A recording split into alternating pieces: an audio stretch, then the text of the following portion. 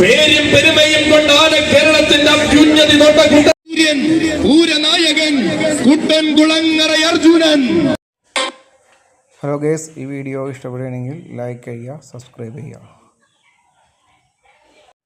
വടക്കുന്നാഥൻ ക്ഷേത്രത്തിലാണ്ടാ വിടാത്ത പുലരിയിൽ വടക്കുന്നാഥന്റെ പ്രസാദം ഭുജിക്കുവാനിതാ വിഷ്ണുവിന്റെ കൈകൾ പിടിച്ചുകൊണ്ട് രംഗപ്രവേശം കൊള്ളുകയാണ്.